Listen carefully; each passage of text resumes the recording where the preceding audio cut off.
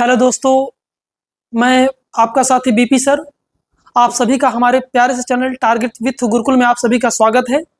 और देखिए, इससे पहले भी मैंने आप सभी को क्लास लेकर आया था जो कि मैथ्स का था, क्लास 10 था। इसके बाद फिजिक्स का लाया जो न्यूमेरिकल से संबंधित था। और आज मैं क्लास 10th वालों के लिए जो यूपी बोर्ड में संबंधित है वो सभी के लिए आप सभी को आंकिक प्रश्न लाए हैं।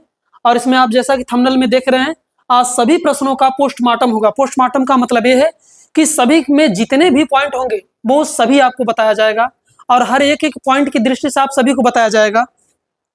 और देखिए, इसी प्रकार से आपके सवाल इस क्रम में आएंगे। देखिए जैसे कि, और देखिए सवाल से पहले आपके लिए एक मोटिवेशन है जो आपको एक ऊर्जावान बनाएगा। और इसको पढ़ने के बाद एक अंदर आपके पास आग लगेगी, जुनून जगेगी। जैसा कि इसमें देखिए लिखा है, अभी तो असली उड़ान बाकी है, परिंदे का इम्तिहान बाकी है, अभी अभी तो लांघा है समंदर, अभी तो पूरा आसमान बाकी है। इस जुनून के साथ हम अपनी क्लास को आगे बढ़ाएंगे। जैसा कि देख रहे हैं, आपका पहला क्वेश्चन है इसमें दिया है। देखिए, इसमें पहले क्वेश्चन को देखते हैं आराम से। आपसे इसमें कह रहा है कि 15 सेमी फोकस दूरी के किसी उत्तल दर्पण से कोई बिंब 10 सेमी दूरी पर रखा गया है। प्रतिबिंब की स्थिति तथा प्रकृति ज्ञात कीजिए। देखिए, जैसा कि सवाल में आपसे कहा है, आप देखिए, यदि आप एनसीईआरटी के बुक से लेंगे तो ये जो बिंब लिखा है, बिंब का मतलब होता है वस्तु। जो आपके पास बिंब लिखा है, बिंब का मतलब होता है आपके पास वस्तु होता है। तो यहाँ पे दिया है, देखिए आपके पास 15 सेंटीमीटर फोकस दूरी के किसी उत्तल दर्पण।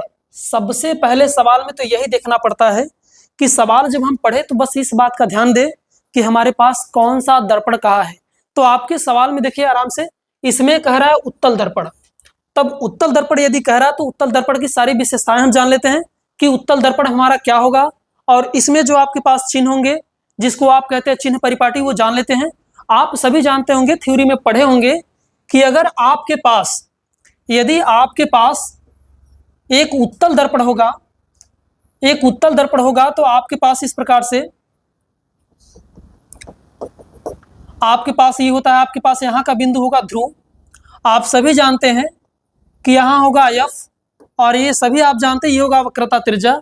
और इस बात का ध्यान रखिएगा एक चिन्ह परिपाटी के लिए। आप यहाँ देखिए, यहाँ पर आपका कोई वस्तु होता है जिसका नाम आप कुछ भी दे सकते हैं। हमने ए भी दिया है। यहाँ से कोई प्रकाश की किरण चलती है, चलने के बाद उसमें बताता है कि फोकस से होकर जाती है, ये बात बताता है। और दूसरी बात ये, हमने ये पॉइंट आपको डाल रखे हैं कि आप ये जानते रहिएगा, जब भी कोई प्रकाश की किरण जिस दिशा में जाती है तो प्रकाश की किरण की दिशा में लिया गया सभी दूरियां धनात्मक होती हैं और उसके विपरीत ली गई सभी दूरियां ऋणात्मक होती हैं। छोटी बातों में ये जान लीजिएगा आप कि आप यहां से जान लीजिएगा, उत्तल दर्पण में सिर्फ आपके पास जो U होता है वो माइनस होता है, बाकी सबके सब प्लस। यानी कि F का मान भी प्लस में होता है, F का मान प्लस, V का भी मान प्लस में, इन सब का मान प्लस। उत्तल वाले में ये बस U माइनस रहता है, बाकी सब प्लस। अब ये जान लीजिएगा, या तो आप ऐसे कह लीजिएगा, और जो मैंने कहा कि रेखा की विपरीत दिशा में और अनुदिश आने की रेखा की दिशा में, तो देखिए यदि ये प्रकाश की किरण इस प्रकार से जा रही है तो अगर इस तरफ की जितनी भी दूरियां नापी जाएंगी वो सब प्लस होंगे, और इस तरफ से इसके विपरीत दिशा में जो दूरियां मापी जाएंगी, इसके विपरीत दिशा में जितनी भी दूरियां मापी जाएंगी वो सभी ऋणात्मक होंगे। और इसमें इस बात का ध्यान रखिएगा, उत्तल दर्पण आपके पास रहेगा तो आपके पास सिर्फ ये माइनस होगा, बाकी सब प्लस। तो आपके सवाल में भी दिया है, उत्तल दर्पण का दिया है। तब देखिए हमारे सवाल में 15 सेंटीमीटर फोकस दूरी के किसी उत्तल दर्पण के कोई बिंब, बिंब मतलब वस्तु आपका दिया है। आगे देखते हैं, आपके पास देखिए U का मान दिया है, U का मान आपके पास दिया है, आपके पास U का मान दिया है 10 सेंटीमीटर। इसको माइनस में लिखेंगे, 10 सेंटीमीटर दिया है आपके पास। उसके बाद आपसे कह रहा है कि F का मान दिया है। F का मान देखिए, फोकस दूरी यहां से, F का मान आपको पकड़ में आ गई। F का मान आपको दिया है 15 सेंटीमीटर। आपसे देखिए क्या कह रहा है सवाल में, कह रहा है कि प्रतिबिंब की स्थिति का मतलब ये होता है कि आपसे V का मान पूछ रहा है और वो किस प्रकार का होगा उसको पूछ रहा। प्रकृति का मतलब कि दर्पण के आगे बनेगा कि पीछे बनेगा, वो आपसे जानना चाहता है। देखिए यहाँ का मान आपसे पूछ रहा कि ये क्या होगा। तो आप सभी जानते हैं कि दर्पण का सूत्र जो होता है, दर्पण का सूत्र आपके लिए होता है दर्पण के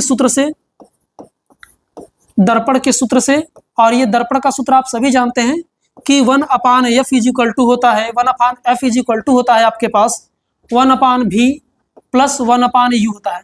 ये आपके इसका सूत्र होता है इसके पास। अब जिनका मान दिया हम उनका मान रख लेंगे, और जिनका ज्ञात करने के लिए कहा है उसका मान हम उससे ज्ञात करेंगे।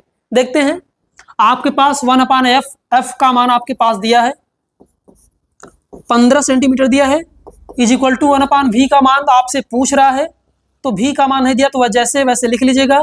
u का मान आपके पास सवाल में दिया 10 सेंटीमीटर दिया है, मैंने कहा सवाल का मान माइनस में, तो आप माइनस में लगाइएगा।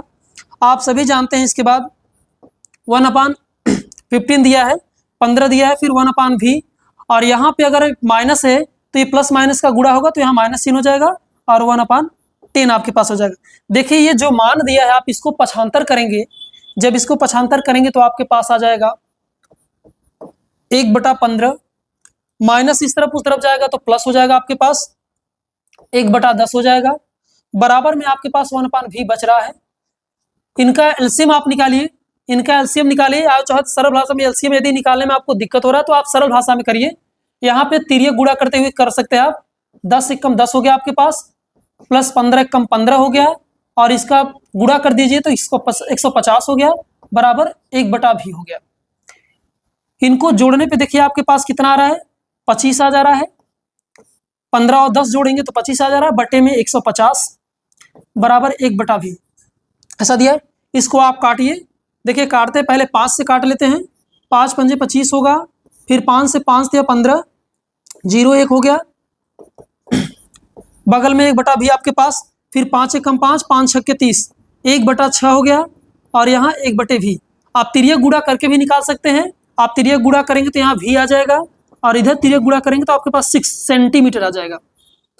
b का मान जो आ रहा है वो प्लस में आ रहा है। आप इससे प्लस में आने से आप ये समझ सकते हैं कि जो मान दिया है वो ये दर्पण के पीछे बनेगा। ये जो आपका प्रतिबिंब बनेगा, इससे आपको प्रकृति पूछ रहा है तो आप प्रकृति में बस बता सकते हैं। देखिए चिन्हों के आधार पर आपने इसको सॉल्व किया और आपका मान प्लस में आया, आपने इसको सॉल्व किया और इसका मान प्लस में आया, तो इसको आप आराम से कह सकते हैं कि ये जो प्रतिबिंब बना है, आपका जो प्रतिबिंब बना है, प्रकृति में आप लिखिएगा, प्रकृति में लिखिएगा प्रतिबिंब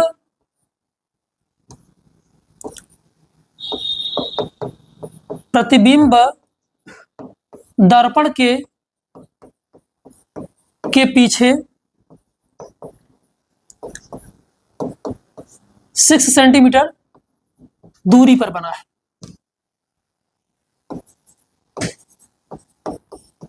दूरी पर बना है।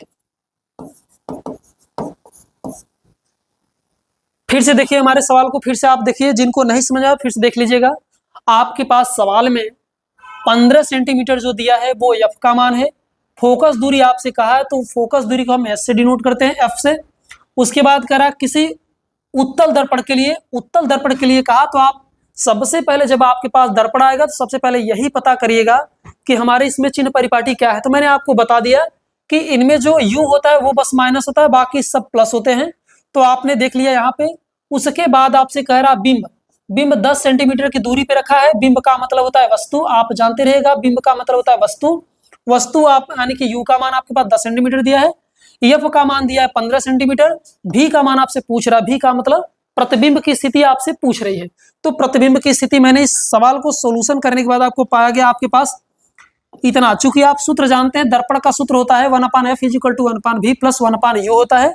इस सूत्र में आप जितना भी मान दिया आपको वो मान रखा, उसके बाद हमने सोल्यूशन किया। सोल्यूशन करने के बाद आपके पास v का मान कितना आया, v का मान +6 सेंटीमीटर आया, 6 सेंटीमीटर। इससे हमें पता चलता है, प्लस चिन्ह हमको ये बताता है कि ये जो आपका प्रतिबिंब बना है वो दर्पण के पीछे बना है, यानी कि 6 सेंटीमीटर दूर जाकर पीछे बना है।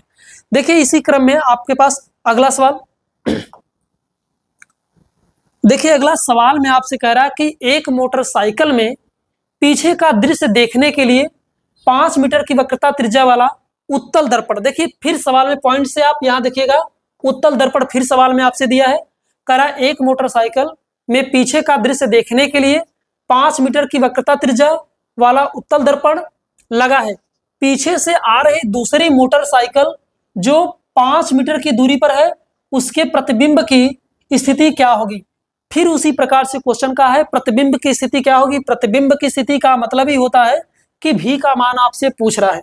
देखिए इससे पिछले वाले सवाल में आपको एफ का मान तो क्लियर दे दिया था कि ये एफ का मान फोकस दूरी इतना दिया है, लेकिन इस बार आपके पास मान में ये वक्रता त्रिज्या कह के दिया है, वक्रता त्रिज्या।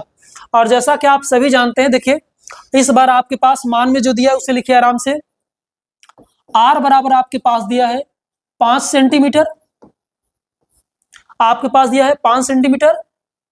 उसके बाद आपके पास मान दिया है, आपसे कह रहा 5 मीटर की दूरी पर वस्तु कोई है, जो वो गाड़ी है वो एक वस्तु का कार्य करती है, तो यू का मान आपके पास दिया है 5 सेंटीमीटर दिया है। उसके बाद आपसे पूछ रहा है कि प्रतिबिंब की स्थिति बताइए, प्रतिबिंब की स्थिति बताइए, तो यहाँ v की वैल्यू आपसे पूछ रहा है। और इस सवाल को सॉल्व करने के लिए आप दर्पण का सूत्र जानते हैं, तो दर्पण के सूत्र से, दर्पण के सूत्र से सूत्र होता है आपके पास 1/f is equal to 1/v, minus में 1/u होता है, सॉरी प्लस में 1/u होता है। अब देखिए इस सवाल में, देखिए आपके पास यहाँ सवाल में, आपके पास सवाल में तो f का मान दिया ही नहीं है, f का मान तो दिया ही नहीं है, लेकिन आपके पास एक कंडीशन दिया है। एक कंडीशन अच्छा सा क्या दिया है, r दिया है। आप r की सहायता से f का मान निकाल लेंगे, क्योंकि आप जानते हैं इसकी सहायता से कैसे निकलेगा। यहाँ देखिए, चूंकि हम जानते हैं f इज इक्वल टू होता है r/2, चूंकि हम जानते हैं f इज इक्वल टू होता है r/2, तो आपके सवाल में देखिए r का मान दिया था 5 दिया था, यानी कि 5 दिया था बटे 2। आपके पास f का भी मान आ गया 5/2 आपके पास आ गया, इतना सेंटीमीटर, इतना सेंटीमीटर आपके पास f का मान अब तो आ गया। जो f का मान आपके पास नहीं था वो f का मान आ गया है। देखिए f का मान आने के बाद आप दर्पण के सूत्र में रखेंगे मान 1/f is equal to 1/v plus में 1/u। देखिए जो मान दिया उसे रखिए, 1/f का मतलब दिया है कितना, मान दिया है 5/2, बराबर लगाइए 1/v, भी का मान तो पूछ ही रहा है आपसे, प्लस u का मान आपको दिया है। मैंने कहा था ये उत्तल दर्पण में, सॉरी उत्तल दर्पण में इसका मान -5 सेंटीमीटर है, -5 सेंटीमीटर है, तो आप लिखेगा 1/-5।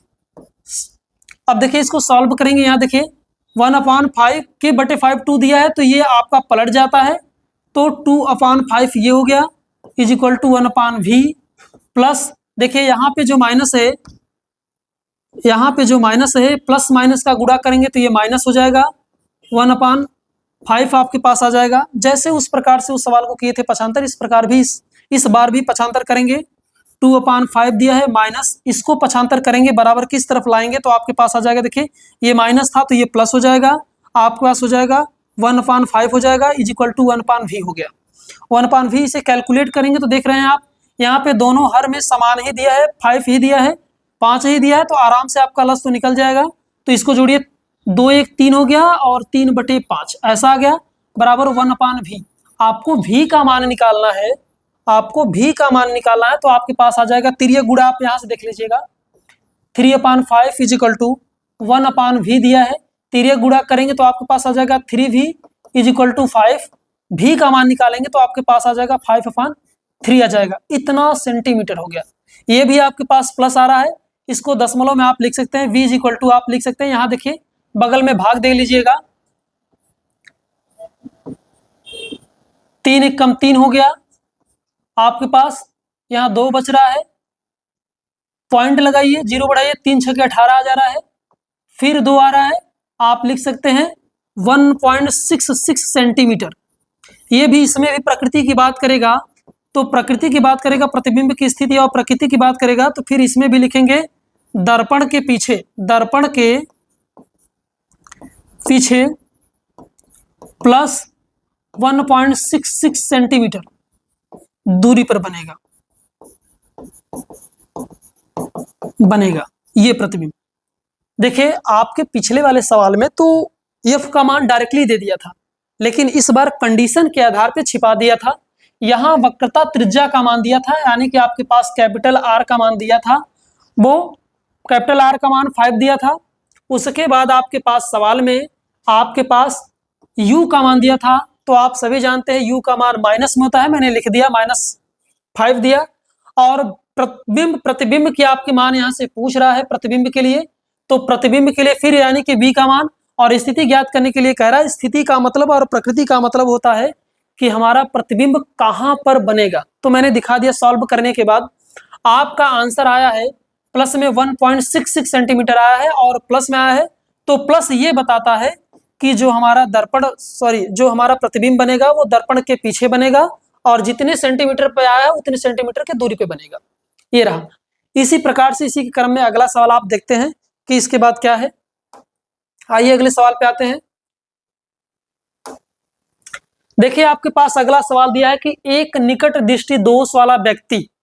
देखिए मैं वो सवालों को लाया हूं जो आपको ये दैनिक जीवन में प्रयोग होते हुए देखने को मिलेंगे। जैसे आपसे सवाल में ही कहा है,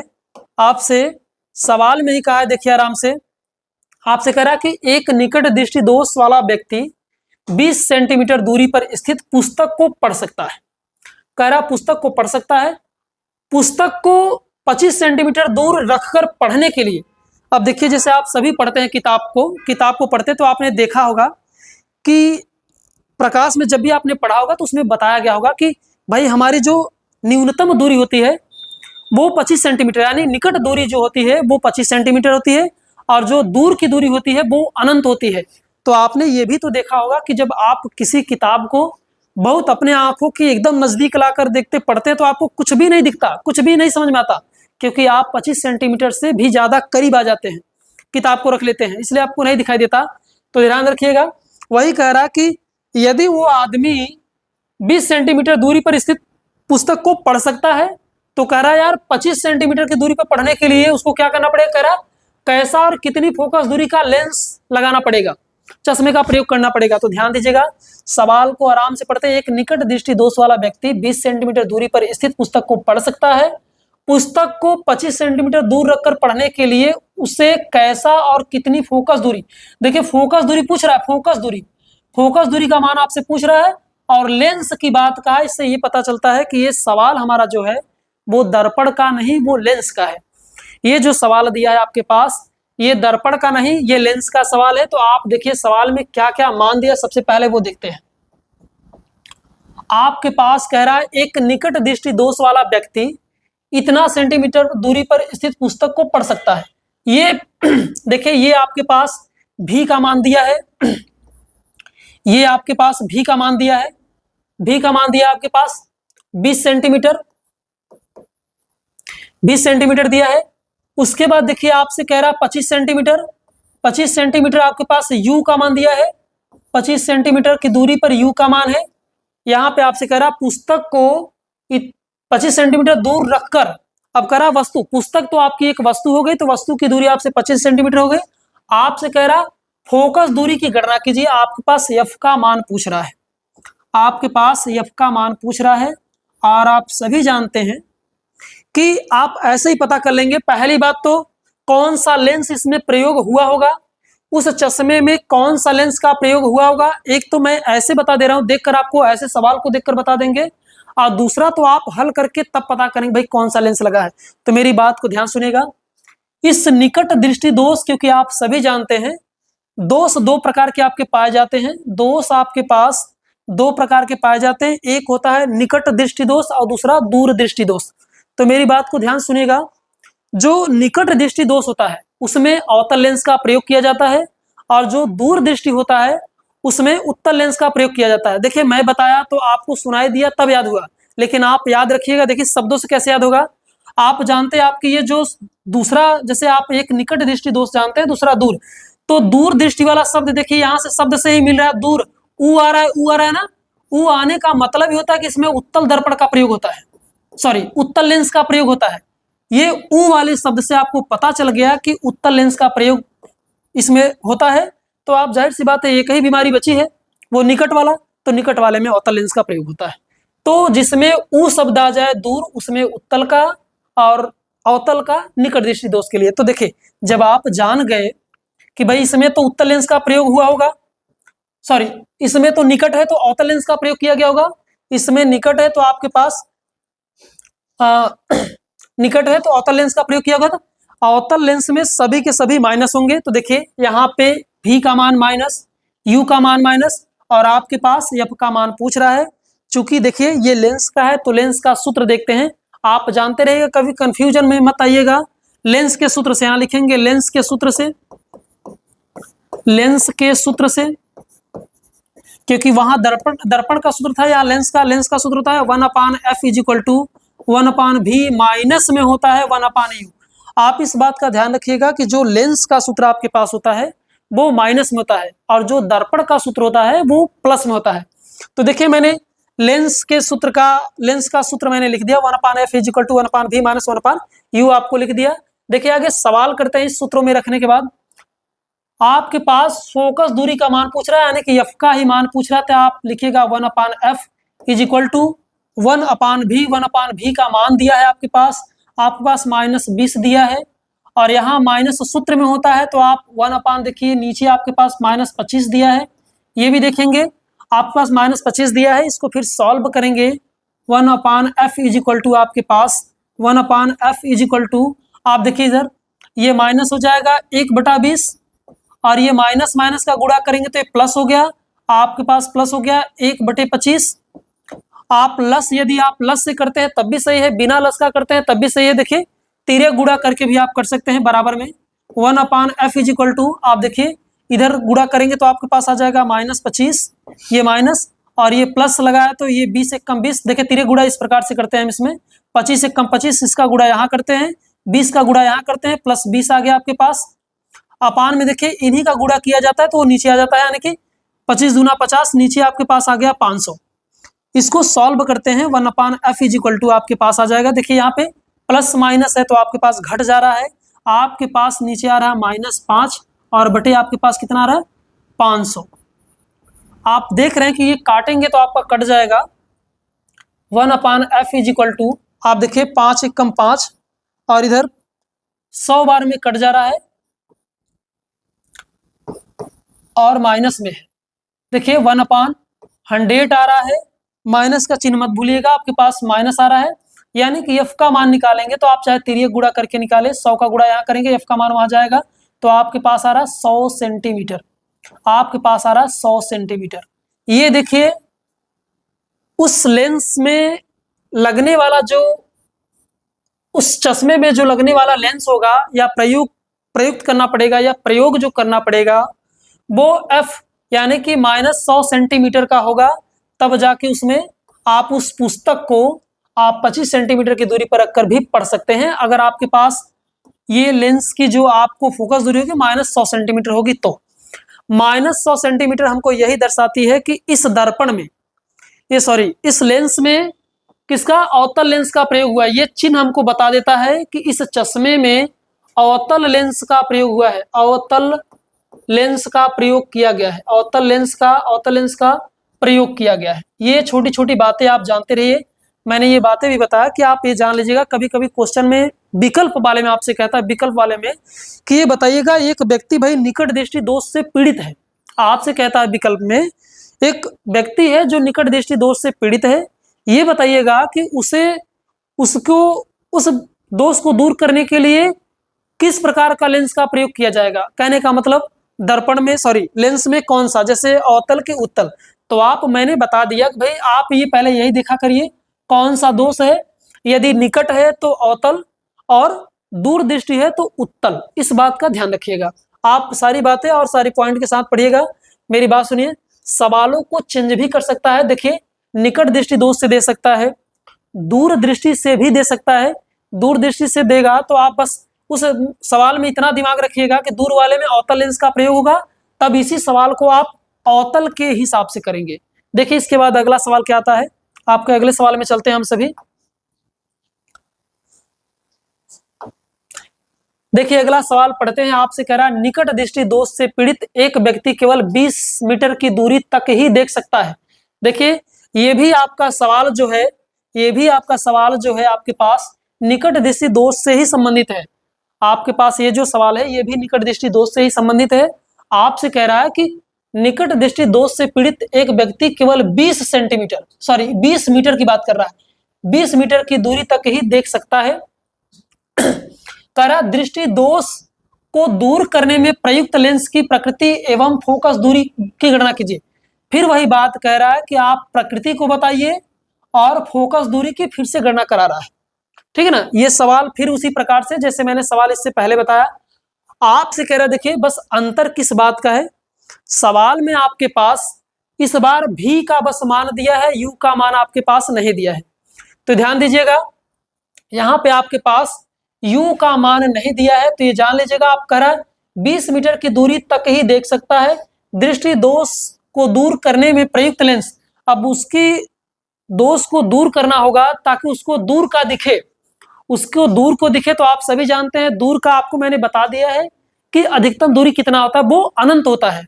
दूर के लिए आपके पास वह दूरी अनंत होती है। तो जो मान दिया उसको पहले लिखते हैं। आपके पास दिया है भी बराबर आपके पास दिया है, और ये आपके पास ऐसा निकट है तो आपके पास माइनस भी यानी कि 20 मीटर दिया है, आपके पास 20 मीटर दिया है। आपके पास यू का मान नहीं दिया है तो आप माइनस इनफाइनाइट लिखिए। वैसे माइनस इनफाइनाइट लिखा नहीं जाता, लेकिन मैं आपको सवालों के हिसाब से और सूत्रों के हिसाब से चिन्ह परिपाटी के आधार पे मैं आपको लिख के बता दे रहा हूं कि माइनस इतना हो गया मीटर।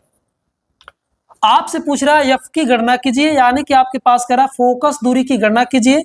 और आप सभी समझ रहे हैं, देखिए सवाल में लेंस की बात कर रहा है, लेंस का ये सवाल जरूर कभी भी गलती से जल्दीबाजी में पढ़ते समय सवाल को दर्पण का सूत्र लगा के मत कर दीजिएगा, वरना आप परीक्षा में करके तो आएंगे, अंदर से बहुत खुश हो जाएंगे, लेकिन आपका सवाल गलत हो जाएगा क्योंकि आपने लेंस के बजाय दर्पण का सूत्र लगा के करके आया इसलिए। ठीक है, देखिए आगे देखते हैं। अब आपसे एफ का मान पूछ रहा तो यहां लिखेंगे लेंस के सूत्र से, लेंस के सूत्र से, लेंस के सूत्र से आपके पास आता है 1/f is equal to 1/v minus में 1/u। अब देखिए एफ का मान पूछ रहा है तो आपके पास 1/v, v का मान आपके पास दिया है -20 आपके पास दिया है, -20 दिया है, माइनस u का मान आपके पास इनफाइनाइट दिया है, वो भी माइनस में दिया है।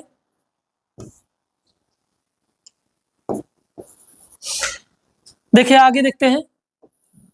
आपके पास 1/f इज इक्वल टू आपके पास आ जाएगा। देखिए आप इसको सॉल्व करेंगे, आप इसको यदि सॉल्व करते हैं तो देखिए -1/20 और इनफाइनाइट का मतलब 1/इनफाइनाइट का मतलब शून्य होता है, और शून्य का मान आप सॉल्व करेंगे, इतने से घटाएंगे तो इतना ही मान आएगा आपके पास 1/20, यानी कि आपके पास एफ का मान आ गया -20 सेंटीमीटर, सॉरी मीटर में है ये आपके पास सेंटीमीटर में नहीं, ये मीटर में है आपके पास 20 सेंटीमीटर। अब देखिए ये माइनस चिन्ह ही बताता है। देखिए मैंने बताया आपको सवाल में, आपसे कह रहा था यहाँ प्रकृति बताइए, सॉरी यहाँ पे आपसे कह रहा प्रकृति बताइए। प्रकृति का मतलब ये हुआ यदि आप सवाल को सॉल्व कर लिया और एफ का मान माइनस में आ गया तो इससे प्रकृति का मतलब होता है उस दोष को दूर करने के लिए हमको अवतल लेंस का प्रयोग करना पड़ेगा। देखिए यहाँ लिख सकते हैं इस दोष को दूर करने के लिए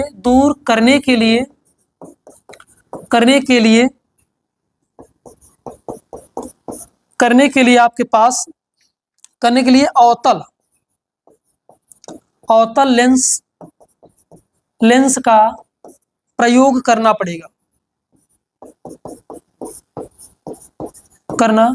पड़ेगा। इस बात का ध्यान रखिएगा।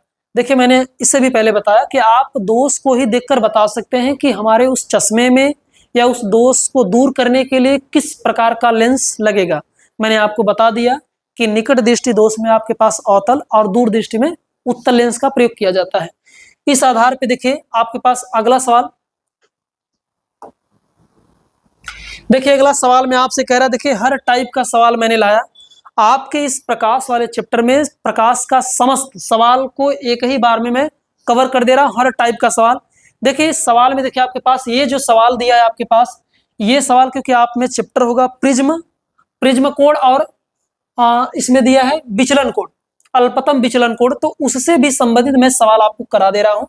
आपसे कह रहा है एक प्रिज्म का कोण दिया है, आप जब थ्योरी पढ़े होंगे तो उसमें दिया होगा कि प्रिज्म को ए से दर्शाते हैं, आप प्रदर्शित करते हैं, तो उसको लिखेंगे ए का मान जो दिया है आपके पास ये होता है प्रिज्म कोण, इसको कहते हैं आप प्रिज्म कोण।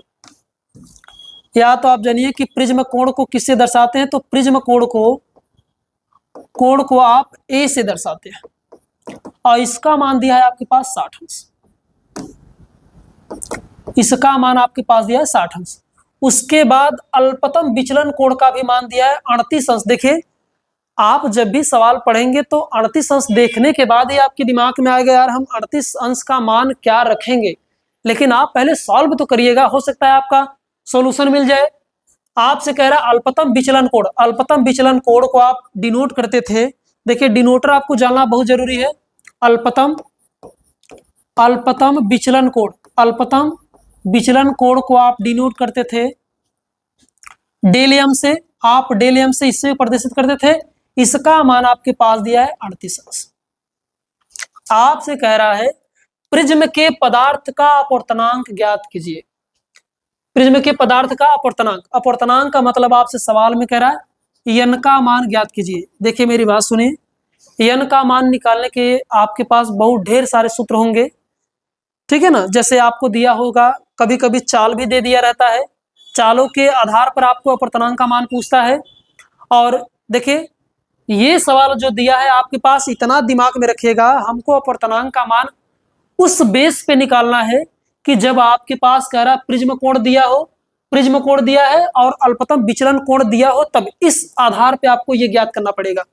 तो आप सभी जानते हैं, देखिए आप सभी ये जानते हैं कि अपवर्तनांक, देखिए ये जान लीजिए, ये पॉइंट की बात है क्योंकि आप सूत्र इसी प्रकार से याद करते हैं। आप यदि ये कहेंगे अपवर्तनांक आपसे कह रहा है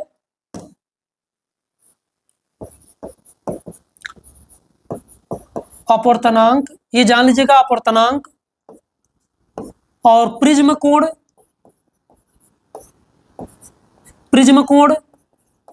एवं आपसे कह रहा प्रिज्म कोण एवं अल्पतम विचलन कोण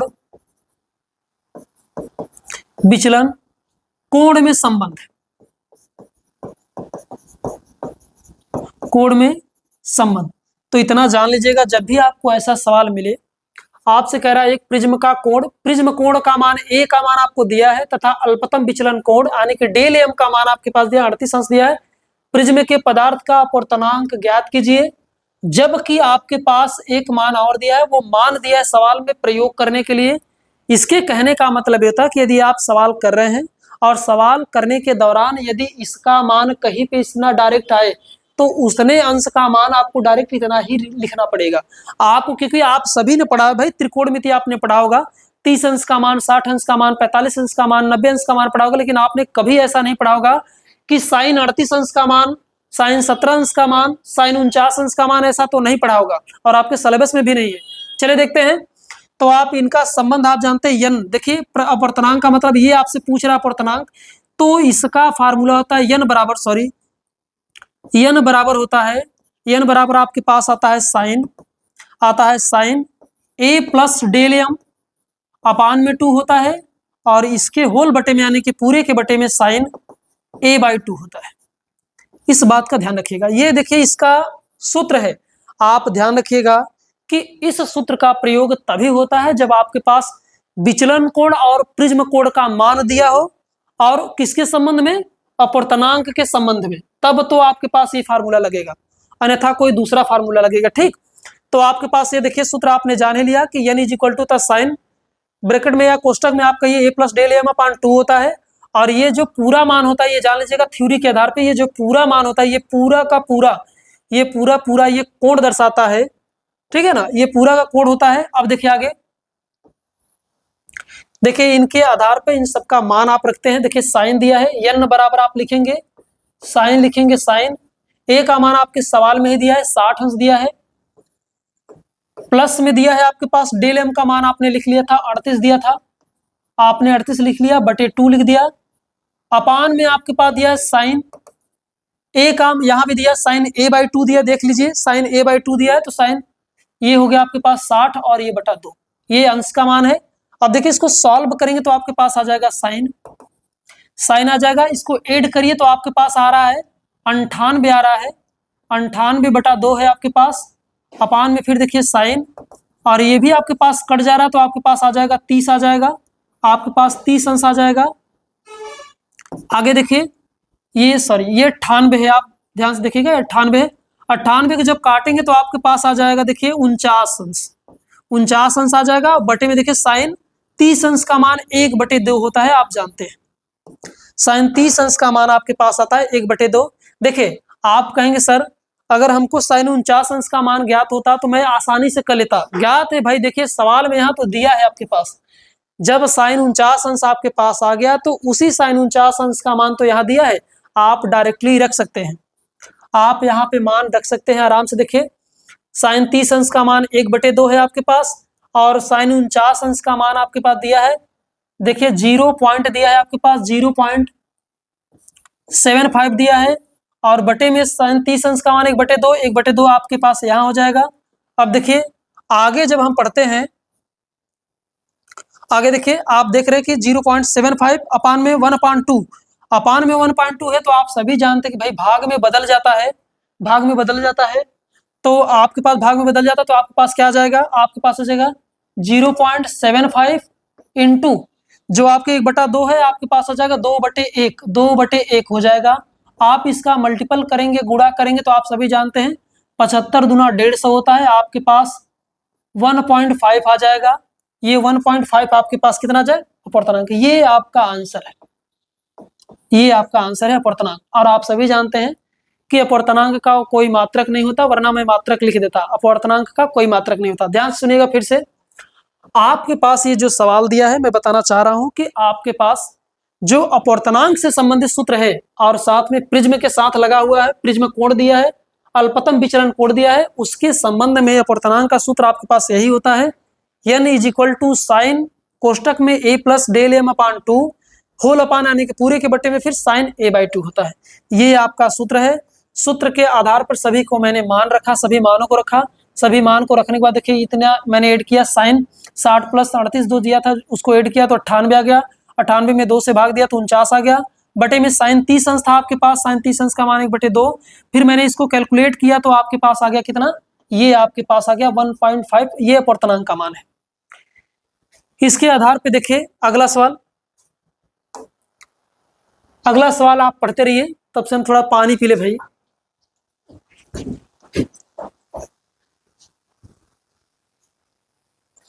चलिए देखते हैं बच्चों, सवाल को आपने पढ़ ही लिया होगा। देखते हैं सवाल में आपसे कह रहा है कि वायु के सापेक्ष जल, देखिए आराम से पढ़ते हैं, आराम से, क्योंकि इस बातों में पॉइंट छिपी है। वायु के सापेक्ष जल तथा कांच के, देखिए दोनों का बात एक ही कहा है, वायु के संबंध में जल का भी कहा है और वायु के संबंध में कांच का भी कहा है। कह रहा अपूर्णांक क्रमशः 4/3 और आपसे कह रहा 3/2 है, तो कह रहा जल का कांच के सापेक्ष, देखिए आपसे आराम से देखिए इसमें बदल दिया, जो वायु के सापेक्ष दिया था अभी को आपसे बदल के कह रहा है कि जल और कांच के सापेक्ष अपूर्णांक ज्ञात कीजिए। देखिए इससे पिछला जो सवाल मैंने कराया उसमें भी आपको अपूर्णांक ही ज्ञात करना था, लेकिन आधार कुछ और था, उसमें कह रहा था प्रिज्म कोण और आपके विचलन कोण, लेकिन इसमें भी आपसे कह रहा अपूर्णांक, लेकिन आपसे इस बार वायु के सापेक्ष जल तथा कांच के अपूर्णांक और कह रहा फिर जल का कांच के सापेक्ष। आप ये बात जान लीजिएगा, आपने पढ़ा होगा थ्योरी में, ये पढ़ा होगा थ्योरी में, आपने अपवर्तन वाले नियम में पढ़ा होगा कि जब भी कोई प्रकाश किरण इस प्रकार से आती है, अपवर्तित होकर आगे बढ़ जाती है, या तो आप इसमें आप कहते हैं ये लंब होता है, आप कहते हैं जब भी कोई किरण, जो भी कोई प्रकाश किरण एक माध्यम से दूसरे माध्यम में जाती है तो उसमें कहते हैं कि प्रकाश की चाल बदल जाती है परंतु आवृत्ति वही रहती है। तो इस थ्योरी को आपने पढ़ा ही होगा। उसके बाद देखिए सवाल को करते हैं, जैसे लिखा है और जैसे कह रहा है उसी प्रकार से आप लगाएंगे। देखिए आराम से, यदि हम वायु को, हवा को एयर मान लिया जाए तो आपके पास दिया है ANG, आपको दिया है देखिए ANG, ANG आपको दिया है, ANG आपको दिया है, कितना दिया देखिए, ANG पहले कह रहा है, ANG का मतलब होता है वायु के सापेक्ष जल, सॉरी ANG नहीं, A वाटर है आपके पास, ANW दिया है, वायु के सापेक्ष जल का दिया है, तो आपके पास कितना दिया है 4/3 दिया है, ये अपूर्णांक है। उसके बाद कर रहा है वायु के सापेक्ष कांच का, कांच को ग्लास आने के ANG, इसका मान आपके पास दिया है 3/2 दिया है, 3/2 दिया है। आपसे कह रहा है जल का कांच के सापेक्ष, जल का कांच के सापेक्ष, अब देखिए जल का यानी कि WNG, जल का देखिए यहां से पढ़ते हैं आराम से, वायु के सापेक्ष जल का हो गया, यहां पे कह रहा है वायु के सापेक्ष कांच का हो गया।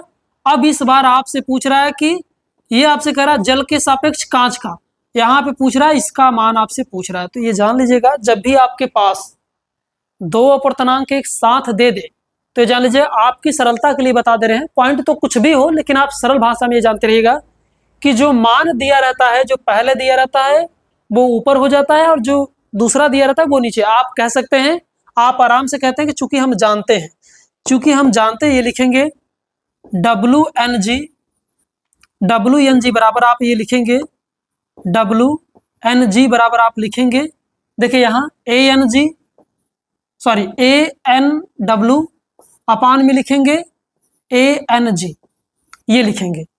इसके बाद देख लीजिए ये इसका फार्मूला होता है।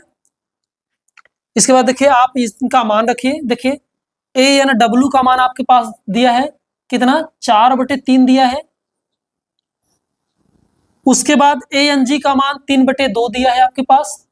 इसको जब हम सॉल्व करेंगे, आप सभी को बताया भाई कि भिन्न वाले में जो हर रहता है वो पलट जाता है जब भाग होता है तब। तो यहाँ लिखेंगे 4/3 है और गुणित आपके पास आ जाएगा 2/3 हो जाएगा। तो आपके पास आ जाएगा 4 दूना 8 और 3 त्रिक्का 9। देखिए 4 दूना 8 3 त्रिक्का 9 आने की 8/9, ये आपके पास अपूर्णांक आ गया। और ये अपूर्णांक किसका है? ये अपूर्णांक आपके पास वाटर यानी कि जल और कांच के सापेक्ष का है। एक छोटी सी भाषा में आप जान लीजिएगा, आप एक छोटी सी भाषा में जान लीजिएगा कि ये दिया है, आपको कह रहा है ANW का मान इतना दिया है, आपसे कह रहा है ANG यानी कि कांच का मान दिया है, वायु के सापेक्ष कांच का इतना दिया है, आपसे कह रहा है WNG का मान क्या होगा, तो इसमें पूछ रहा है। तो मैंने बताया भाई इसका सूत्र होता है, इसका सूत्र जान लीजिएगा, इन दोनों का संबंध है इसमें है कि WNG बराबर होता है ANW अपान में ANG। आराम से एकदम एंजॉय के साथ आप पढ़िए, एकदम आराम से लगाते, बस प्रैक्टिस करते रहिएगा, सवाल आपको सब आ जाएगा। बस थोड़ा सा ये है कि आप पॉइंट को बस ध्यान में रखेंगे। पॉइंट का मतलब कि आपसे पूछ रहा है, जिसकी बात कर रहा है वायु के सापेक्ष जल का कह रहा है, वायु के सापेक्ष कांच का कह रहा है, इसके अलावा कुछ और भी कह सकता है, और भी कह सकता है, द्रव में ऐसा कुछ भी कह सकता है। तो आपको घबराना नहीं है। यदि दो लोग दिए रहेंगे, दो अपूर्णांक यदि दिए रहेंगे तो आपका सवाल ऐसे ही होगा, बटे में, दोनों बटे में होगा। आप इतना ध्यान रखिएगा कि जो पहले देगा वो ऊपर हो जाएगा, जो बाद में देगा वो नीचे हो जाएगा। आप उसको सॉल्व करेंगे, जो आना होगा सो आ जाएगा। ये होता है इस प्रकार का सवाल लगाने का तरीका। ऐसे सवाल को इस प्रकार से लगाया जाता है आपके पास। तो आपका ये सवाल ये भी समाप्त हो गया, ये भी हो गया। और जहां कहीं भी किसी प्रकार में जरा भी आपको त्रुटि लगे या फिर आपको ये समझ में नहीं आए, त्रुटि लगेगा तो जरूर बताइएगा। देखिए त्रुटि लगभग, गलती तो लगभग सबसे हो जाती है, कभी कभी हो जाती है भाई, पढ़ाते समय हम लोग भी से भी गलतियां हो जाती हैं। तो गलती होगी तो आप बताइएगा कि कहाँ किस प्रकार की गलती होगी, ठीक है ना।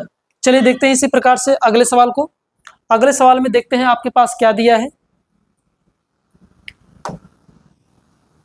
देखिए आपके इस सवाल में दिया है कि एक मनुष्य चश्मा पहनकर, एक मनुष्य कह रहा है चश्मा पहनकर 25 सेंटीमीटर की दूरी पर रखी पुस्तक को स्पष्ट पढ़ सकता है। आपसे कहा जा रहा है भाई एक मनुष्य चश्मा पहनकर 25 सेंटीमीटर की दूरी पर रखी पुस्तक को स्पष्ट पढ़ सकता है।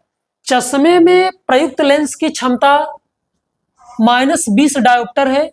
कह रहा बिना चश्मे के मनुष्य किस दूरी पर रखी पुस्तक पढ़ सकता है, कितने दूरी पर पुस्तक को पढ़ सकता है।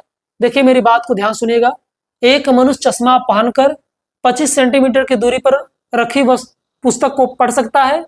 चश्मे में कह रहा है कि प्रयुक्त लेंस की क्षमता इतना है, बिना चश्मे के मनुष्य किस दूरी पर रखी पुस्तक को पढ़ सकता है। किस दूरी पर, किस दूरी पर मतलब आपसे पूछ रहा है, देखिए आपके पास आपसे पूछ रहा है कि भी का मान कितने दूरी पर आपसे कह रहा है कि रखेंगे तो पढ़ लेंगे हम। भी का मान आपसे पूछ रहा है, भी का मान आपसे पूछ रहा है, जबकि यू का मान आपके पास दिया है। यू का मान आपके पास दिया है, आपसे कह रहा है कि एक मनुष्य चश्मा पहनकर इतना सेंटीमीटर की दूरी पर रखी पुस्तक को पढ़ सकता है। चश्मे में प्रयुक्त लेंस की क्षमता इतना दिया है, बिना चश्मे के मनुष्य किस दूरी पर रखी पुस्तक को पढ़ सकता है। हमारी बात को ध्यान सुनेगा।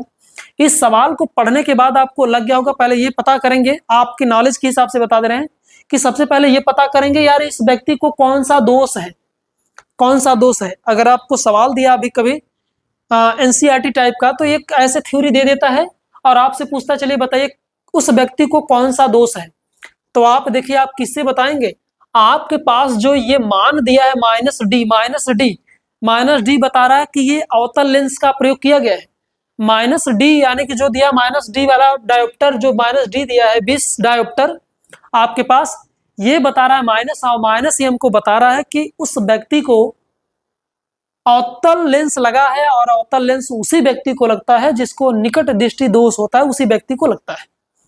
ठीक है ना, तो इससे आपको स्पष्ट हो गया होगा, आप पहचान गए होंगे कि उस व्यक्ति में निकट दृष्टि दोष है, निकट दृष्टि दोष। देखिए सवाल को देखते हैं, आपके पास जो सवाल दिया है, देखिए आपके पास u का मान दिया है, u का मान आपके पास दिया है, u का मान आपके पास दिया है, देखिए -25 सेंटीमीटर। उसके बाद कह रहा है कि और d का मान दिया है आपके पास, यानी d का मतलब p का मान आपके पास दिया है -20 दिया है, आपके पास -20 दिया है, डायोप्टर दिया है। उसके बाद आपसे कह रहा है कि किस दूरी पर, तो भी का मान आपसे पूछ रहा है, भी का मान पूछ रहा है कि कितने दूरी पर रखकर हम उसको पढ़ सकते हैं, मतलब प्रतिबिंब बना सकते हैं, कितनी दूरी पर पुस्तक को रख देंगे कि हम प्रतिबिंब को बना सकते हैं। अब आपसे देखिए आपके पास सवाल में जिस प्रकार से भी का मान पूछा है, तो आप सभी जानते हैं भी के मान को ज्ञात करने के लिए आपके पास f का मान होना जरूरी है और u का मान होना जरूरी है। जबकि आपके सवाल में f का मान नहीं दिया, लेकिन एक कंडीशन जरूर दिया है, एक कंडीशन आपके पास जरूर दिया है।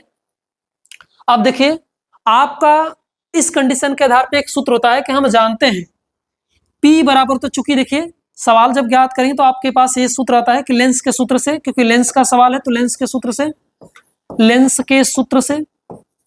और लेंस का सूत्र आपको बता ही दिया 1/f is equal to 1/v minus 1/u होता है। आप इसको लिखने के बाद आपको पता चला कि यार मेरे पास तो f का मान है ही नहीं, तो आप ये भी तो जानते हैं, इस कंडीशन के आधार पे आप जानते हैं कि P बराबर होता है 1/f परंतु मीटर में। ये जो सूत्र होता है डायोप्टर का, जो आपके पास लेंस की क्षमता का जो सूत्र होता है 1/f होता है, और यहाँ पे रहता है ये मीटर में। आप ध्यान से देखिएगा कि आपका सवाल तो यार सेंटीमीटर में दिया है, आपका सवाल सेंटीमीटर दिया है, तो इस सवाल में जब सेंटीमीटर के हिसाब से आप ज्ञात करेंगे तो आपका सूत्र हो जाएगा, आपके पास आ जाएगा P का मान दिया है -20 दिया है, P का मान -20 दिया है, इसको आप सॉल्व जब करेंगे तो आपके पास हो जाएगा 1/f, तो होगा 1/f, इसका मान नहीं दिया, और आप जब ज्ञात करेंगे तो ये तिर्यक गुणा हो जाएगा, f का मान यहाँ आ जाएगा, ये आ जाएगा 1/, ये 20 हो जाएगा, यानी कि 1/20 हो जाएगा। उसके बाद देखिए आपके पास जो मीटर में था इसको सेंटीमीटर में चेंज करेंगे तो आपके पास 100 से गुणा हो गया, तो आपके पास आ जाएगा क्या 100 बटे आपके पास -20, इसको सॉल्व जब करेंगे तो आपके पास आ गया -20 सेंटीमीटर, ये आपके पास -5 आ गया, -5 सेंटीमीटर आपके पास फोकस दूरी आ गई। आराम से मेरी बात को ध्यान सुनेगा। आपके पास डायोप्टर P का मान, क्षमता का मान आपके पास दिया था, जो कि आपके पास मीटर में है, जो सूत्र होता है वो मीटर में होता है, लेकिन आपके पास सवाल जो दिया है वो सेंटीमीटर में होता है। तो जो मीटर का सूत्र है उसे हम सेंटीमीटर में ला दिए। सेंटीमीटर में आपके पास वही जो होता है वो 100 हो जाएगा, जो एफ का मान होता है वहाँ पे जो मीटर में होता है वो 100 हो जाएगा, 100 सेंटीमीटर। अब आ गया ये मान होगा, क्योंकि आप सभी जानते हैं भाई, आप सभी जानते हैं 1 मीटर बराबर होता है 100 सेंटीमीटर। 1 मीटर बराबर होता है 100 सेंटीमीटर। तो आपका पास ये जो मान दिया तो ये मीटर में था, मैंने 100 कर दिया, सेंटीमीटर में हो गया। अब देखिए आपका मान जो हो गया इतना हो गया। अब इसकी सहायता से लेंस के सूत्र से, इसकी सहायता से लेंस के सूत्र आप लगाएंगे तो देखिए लेंस के सूत्र से 1/f is equal to 1/v minus 1/u। आप सभी जानते हैं कि लेंस का जो सूत्र होता है, लेंस का जो सूत्र आपके पास होता है वो सदैव माइनस में होती है। आप कभी भी दर्पण का सूत्र मत लगा दीजिएगा वरना गलत हो जाएगा। देखिए उसके बाद 1/f देखिए v का मान आपको तो ज्ञात ही करना है, v का मान आपको ज्ञात करना है, माइनस लगाइए 1/u में, u में मान आपको दिया है -25 सेंटीमीटर आपको दिया है। और f का मान देखिए आप ज्ञात कर चुके हैं, f का मान अब आप ज्ञात कर चुके हैं तो आप लिख सकते हैं, यहाँ दिया है आपके पास -5 सेंटीमीटर इज इक्वल टू आपके पास आ गया 1/v, माइनस माइनस प्लस हो गया 1/25 आपके पास है। उसके बाद देखिए आप देखिए इसको पक्षांतर करेंगे, अंक है जो आप पक्षांतर कर देंगे, -1/5 आपके पास है, ये प्लस में है, प्लस में हो गया तो माइनस में हो जाएगा, 1/25 आपके पास आ जाएगा बराबर 1/v। इसके आगे देख लीजिए आप, इसके आगे आप देख लीजिएगा, देख लीजिए इनका लस यदि आप निकालेंगे, यदि इनका लस निकालेंगे तो आपके पास आ जाएगा लस कितना आ जाएगा, आपके पास जो लस आ जाएगा वो 25 आएगा। या तो आप जैसे मैंने नियम बताया वैसे कर लीजिएगा, 25 से कम 25 हो जाएगा आपके पास, लस निकाल के ही कर लीजिए। नहीं तो आप जैसे मैंने बताया तिर्यक गुणा करके, आप तिर्यक गुणा करके करते हैं ना, ऐसे 25 से कम 25 -25 हो गया, -25 हो गया, इधर करेंगे तो -5 हो गया, और बटे में कितना हो गया, ये आपके पास 25 पंजे 125 हो गया। आप ऐसे करेंगे तो ज़्यादा हमें लग रहा है कि लस से ज़्यादा कठिन बन जाएगा। आप देखिए ऐसे कर लीजिए लस निकाल के, इसका लस आएगा 25, इसका लस आएगा 25, आप 5 का भाग 25 में देखो 5 आएगा तो 5 से कम 5 -5 हो गया, माइनस लगाए फिर माइनस लगाइए, 25 का इसमें भाग दें 25 से कम 25 तो आपके पास 1 आ जाएगा, यहाँ पर 1 आ जाएगा, 25 से कम 25 तो 1 का गुणा करेंगे 1 आ जाएगा, बराबर में 1/v हो गया, 1/v हो गया। देखिए यहाँ ये जो दोनों जुट जाएंगे, आपके पास आ गया 5 1 6 -6 और बटे कितना हो गया 25, बराबर में 1/v। v का आप मान निकालेंगे, v का मान निकालेंगे तो देखिए तिर्यक गुणा करेंगे तो -6v होगा, बराबर में तिर्यक गुणा करेंगे तो 25 होगा। और जब v का मान निकालेंगे v का तो आपके पास आ जाएगा 25 बटा -6 यानी कि माइनस लगा के 6, ये आपके पास इतना सेंटीमीटर, ये आप गुणा करेंगे, सॉरी इसके बाद आप भाग देंगे तो आपके पास आ जाएगा इतना, माइनस में माइनस आप भाग देंगे क्या हो जाएगा, 6 चौके 24, 6 चौका 24 हो गया आपके पास, भाग दे लीजिए, यहाँ देख लीजिए भाग दे लीजिए, थोड़ा सा देख लीजिएगा, 6 से 6 चौका 24, 24 एक बचेगा, पॉइंट लगाइए, 6 दूना 12 एक लगाइएगा, 6 कम 6 हो गया, 4 आ गया, 6 6 के 36, आपके पास आ जाएगा 4 पॉइंट, काटने के बाद 4.16 सेंटीमीटर, माइनस में आ रहा है, माइनस में सेंटीमीटर। ये रहा आपके पास भी का मान, आपके पास रहा ये भी का मान। देखिए इस सवाल को फिर से आप देख लीजिएगा दिमाग से और समझने का प्रयास करिए, फिर से देख लीजिएगा इसको। आपके पास एक मनुष्य चश्मा पहनकर 25 सेंटीमीटर की दूरी पर रखी पुस्तक को पढ़ सकता है। चश्मे में प्रयुक्त लेंस की क्षमता -20 डायोप्टर है। बिना चश्मे के मनुष्य किस दूरी पर रखी पुस्तक पढ़ सकता है? आपसे कह रहा है कि पढ़ सकता है, तो ये सवाल में आपको दिया है। देखिए सवाल में आपके पास u का मान दिया है -25, आपके पास u का मान 25 दिया है। अब देखिए और इसमें डायोप्टर का मान दिया, p का मान आपके पास दिया है, आपके पास v का मान नहीं दिया है, आपसे v का मान पूछ रहा है। तो आप सभी जानते हैं भाई v का मान ज्ञात करने के लिए हमारे पास u का और f का मान ज्ञात होना चाहिए। तो मैंने f का मान जो निकाला है वो मैंने सूत्र इस सहायता से निकाल दिया है, इसकी सहायता से मैंने निकाल दिया है। P बराबर 1/f, जो सूत्र आपने पढ़ा है क्षमता का, लेंस की क्षमता का, तो उसके हिसाब से मैंने इसको निकाल दिया है। आपके पास आ रहा है, या तो आप इतने लिखिए सेंटीमीटर, या तो इतना सेंटीमीटर, या तो इतना सेंटीमीटर, आपके पास हो जाएगा। देख लीजिएगा इसी क्रम में अगला सवाल देखते हैं।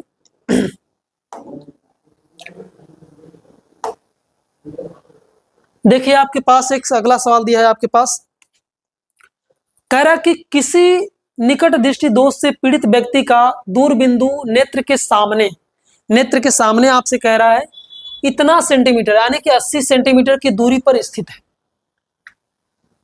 व्यक्ति का दूरबिंदु नेत्र के सामने, देखिए यहाँ पे ये बात जरूर ध्यान से रखिएगा, दूरबिंदु। अब आप सभी जानते हैं कि दूरबिंदु कितना होता है, इनफारनाइट होता है आपके पास दूरबिंदु। आप देखिए इतने सेंटीमीटर पे स्थित है।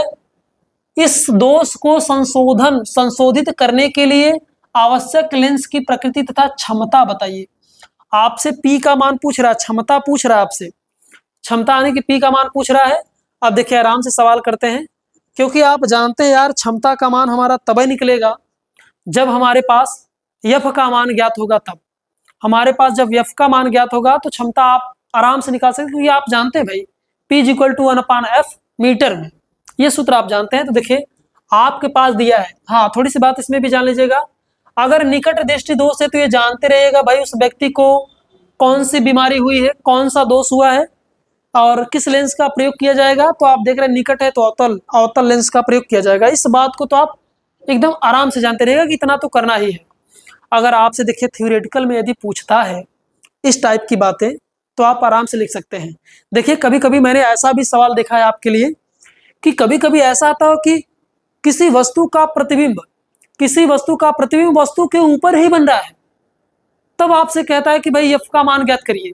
सोच लीजिएगा, अगर कह दिया कोई मान दे दिया और कह दिया कि वस्तु का प्रतिबिंब वस्तु के ऊपर ही बन रहा है, तो ये जान लीजिएगा वहां पर V और U का मान दोनों बराबर रहता है। चाहे कुछ भी दे लेकिन V और U का मान दोनों का दोनों बराबर रहता है, तब आप F का मान निकालेंगे कि U का मान V का मान आपके पास दे ही दिया रहता है, जो बराबर रहते हैं। ठीक है ना। देखिए इसी प्रकार से आप आराम से पढ़िए बच्चों, कोई दिक्कत नहीं है। और देखिए इस सवाल को आपके पास V का मान दिया है, आपके पास V का मान, तो आप लिखते हैं V बराबर दिया कितना 80 सेंटीमीटर। V का मान आपके पास दिया 80 सेंटीमीटर और आपके पास इसके बाद कोई मान नहीं दिया, बस यहाँ पे एक पॉइंट दिया है दूरबिंदु यानी कि U का मान आपके पास दिया है, मैंने सभी को बता दिया। अवतल लेंस है तो ये भी माइनस आपका इनफाइनाइट होगा। सेंटीमीटर लिखना चाहते तो लिख दीजिए, नहीं लिखेंगे तब भी कोई बात नहीं है, गलत नहीं है। ठीक, उसके बाद आपसे कह रहा है लेंस की क्षमता को बताइए। लेंस की क्षमता को पूछ रहा है, P बराबर आपसे पूछ रहा है। और आप सभी जानते हैं यार P को तो तभी ज्ञात करेंगे जब F का मान ज्ञात होगा। तो यहाँ ध्यान रखिएगा, पहले इन दोनों की सहायता से F का मान निकाल लेते हैं, इन दोनों की सहायता से F का मान निकाल लेते हैं। और आपने देख ही लिया कि यहाँ लेंस है तो लेंस के सूत्र से यहाँ लिखेंगे, लेंस के सूत्र से 1/f =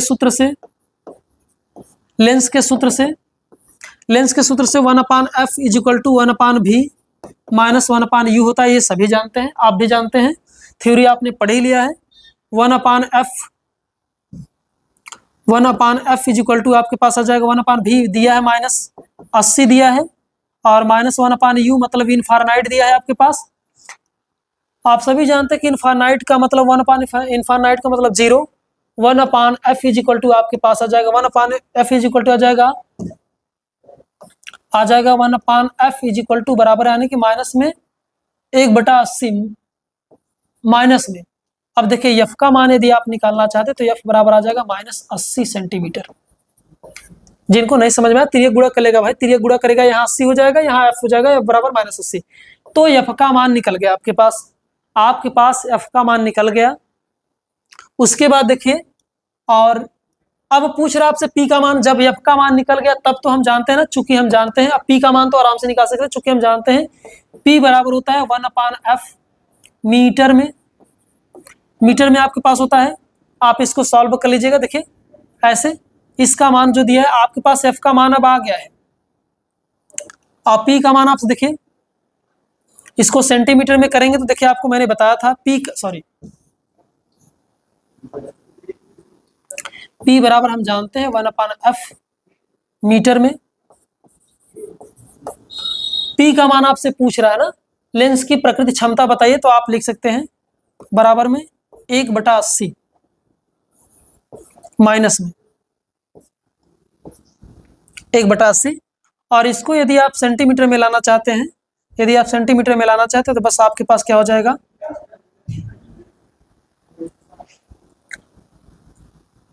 देखिए इधर कोई मिस्टेक नहीं समझ में आ रहा ना, ठीक। यहाँ पे देखिए आराम से इतने का भाग अगर आप कह रहा कि भाग देंगे या तो सेंटीमीटर में लाना है तो आप 100 से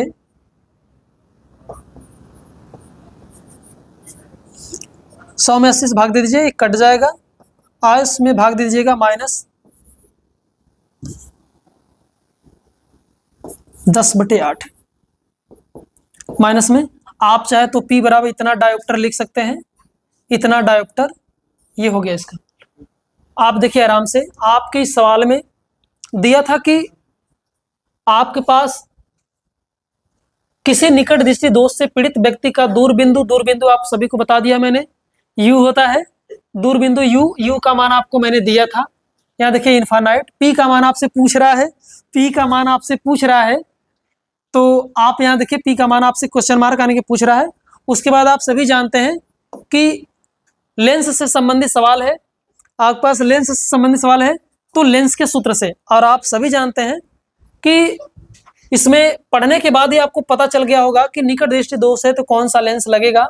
और यदि आपसे P का मान पूछ रहा है तो सबसे पहले आपके पास F का मान होना जरूरी है। इन कंडीशनों के आधार पे मैंने सबसे पहले F का मान निकाला। F का मान जैसे ही निकल गया तो आप सूत्र जानते हैं P के आधार पे कि P बराबर 1/F होता है, जो कि मीटर में होता है। यदि आप सेंटीमीटर में लाना चाहते हैं 100 से भाग दे दीजिएगा, आपके पास जो मान आएगा वो डायोप्टर में, जो कि मैंने निकाल दिया है।